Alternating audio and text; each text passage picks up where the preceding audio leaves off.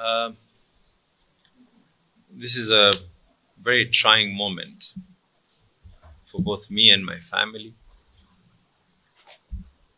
For those of you who know me, and I direct this to the people of Mombasa. I've been in the political field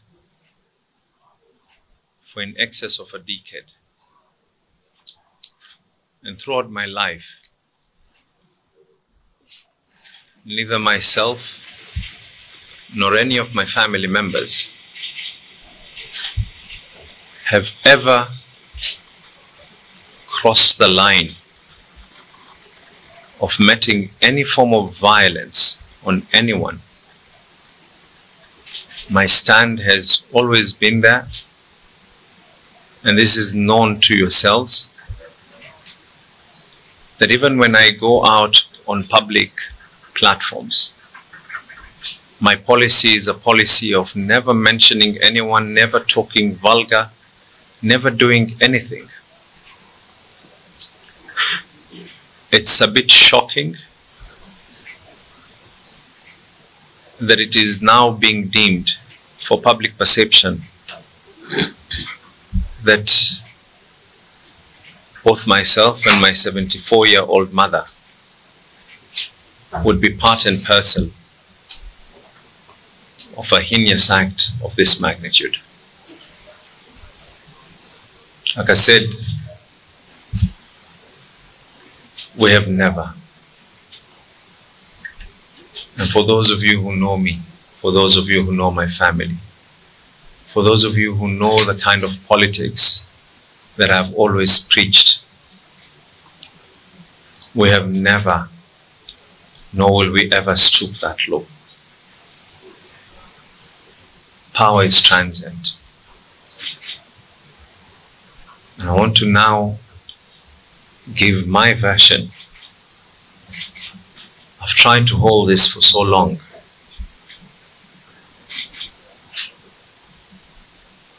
Probably about a couple of weeks before the unfortunate incident that is said to have been done on this young man.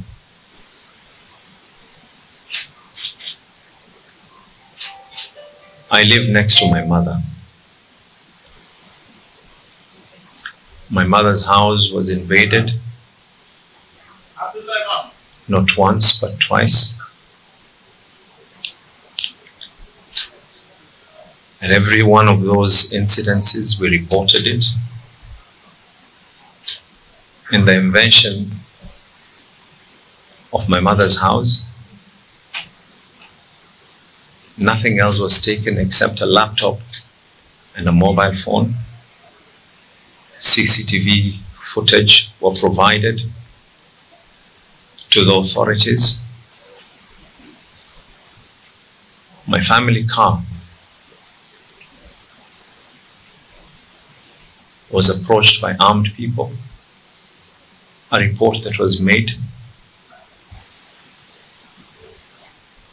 When this unfortunate incident happened, and when there was a video that had started circulating that talked of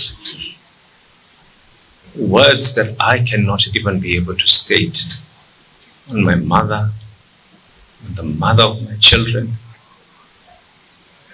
the first thing that I did was speak to my family. And we, in unity, agreed we will do whatever we have always been doing. Leave this to the Almighty.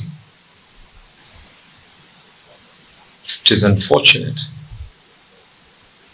that a sad scenario like this is now being used for political.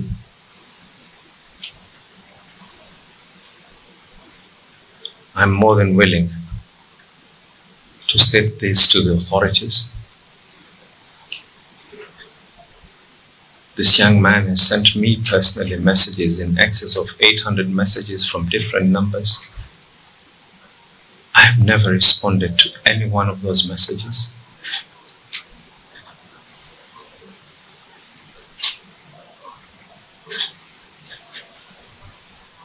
the doctor in charge at Coast General Hospital received a call from a senior politician threatening him.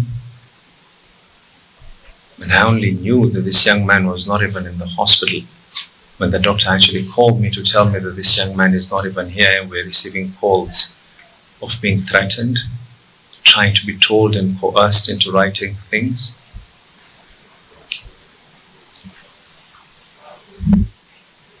Others are stating that I wish not to be able to go to the DCI. If there's anyone who wants to clear their name in this matter, it is none other than myself.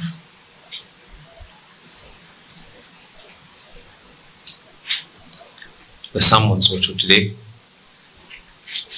We were requested not to go today anymore. My CEC was arrested for no other reason except the fact that he's someone who has been through me and with me in my political journey. CEC has been released, told to go back again. And this country has a history of people being coerced, people being coached to talk about things.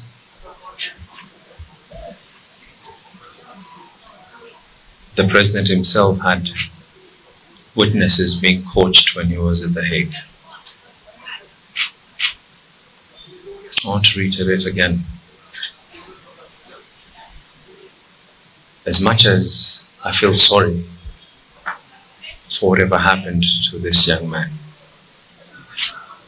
the spirit of my family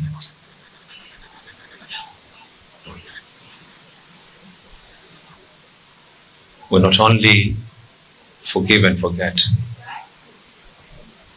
but we let the Almighty. I'm truly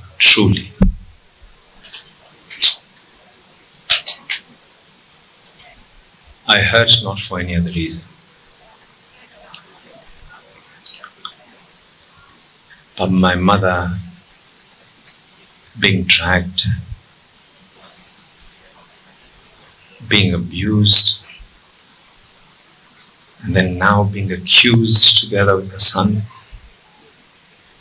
just because she gave birth to me.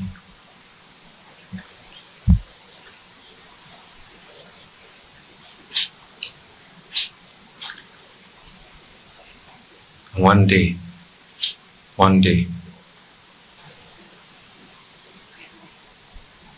we will all be looking at each other.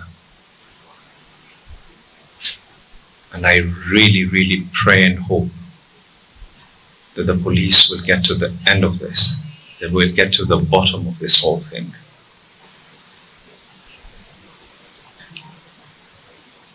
And for those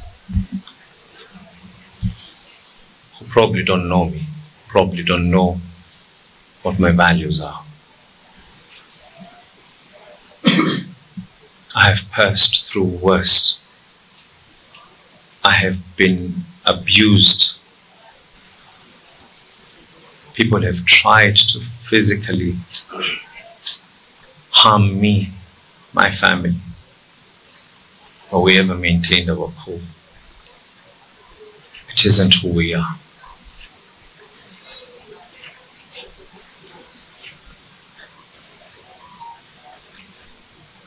I have every intention of clearing our name. I have every intention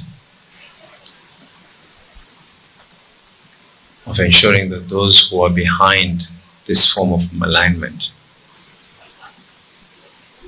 will equally be brought to book.